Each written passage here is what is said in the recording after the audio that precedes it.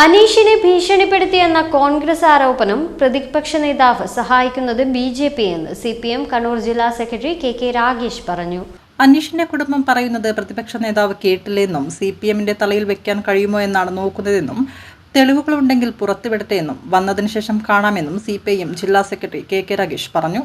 BJP പ്രതിക്കൂട്ടിൽ നിൽക്കുന്ന ഒരു ഘട്ടത്തിൽ സഹായഹസ്തവുമായിട്ട് രംഗത്തിറങ്ങിയിട്ട് ഇരിക്കുകയാണ് പ്രതിപക്ഷ നേതാവ് എന്നത് വളരെ വ്യക്തമല്ലേ. BLOമാരുടെ ആത്മഹത്യ കേരളത്തിൽ മാത്രമല്ല, കഴിഞ്ഞ ദിവസം നിങ്ങൾ വാർത്ത വായിച്ചിട്ടുണ്ട്, രാജസ്ഥാനിലൊരു BLO ആത്മഹത്യ ചെയ്തു, പശ്ചിമ ബംഗാളിൽ മറ്റൊരു BLO ആത്മഹത്യ ചെയ്തു. ഈ രണ്ടുപേരും ആത്മഹത്യ ചെയ്തത് ഈ ചെറിയ സമയം കൊണ്ട് ടാർഗറ്റ് നിശ്ചയിച്ച് ആ ടാർഗറ്റ് പൂർത്തിയാകാത്തതിൻ്റെ ഭാഗമായി മേലുദ്യോഗസ്ഥരെ ഭീഷണിപ്പെടുത്തി എന്നൊക്കെ പറഞ്ഞിട്ടാണ് രണ്ടിടങ്ങളിലും ആത്മഹത്യ ഉണ്ടായത്. ഇവിടെ സംഭവിച്ചെന്താ? ഏറ്റുകൊടുക്കയിൽ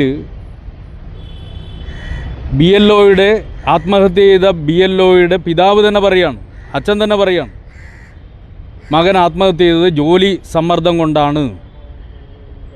തലേ ദിവസം പുലർച്ചെ 2 മണിവരെ അവൻ ഉറങ്ങാതെ ജോലി ചെയ്യുകയായിരുന്നു. പറഞ്ഞത് വീട്ടിലുള്ള കുടുംബക്കാരാണ്. അത് VD സതീശന് വിശ്വസിക്കാൻ പറ്റില്ല. അദ്ദേഹം പ്രതിപക്ഷ നേതാവ് അത് കണക്കിലെടുക്കാതെ നേരെ എങ്ങനെയെങ്കിലും ഇത് CPMൻ്റെ പെടലിയിൽ വെക്കാൻ വേണ്ടി കഴിയുമോ എന്നാണ് അദ്ദേഹം ഗവേഷണം നടത്തിക്കൊണ്ടിരിക്കുന്നത്. യഥാർത്ഥത്തിൽ BJP അമിത്ഷായുടെ ഡെപ്യൂട്ടി സെക്രട്ടറിയായി പ്രവർത്തിച്ചിട്ടുള്ള ജ്ഞാനേഷ് കുമാറിനെ ചീഫ് ഇലക്ഷൻ കമ്മീഷണറായിട്ട് അപ്പോയിൻ്റ് ചെയ്തതിന് ശേഷം രാജ്യത്തിൻ്റെ വിവിധ മേഖലകളിൽ നടക്കുന്ന സംഭവം നമ്മൾ കാണുന്നതാണ്.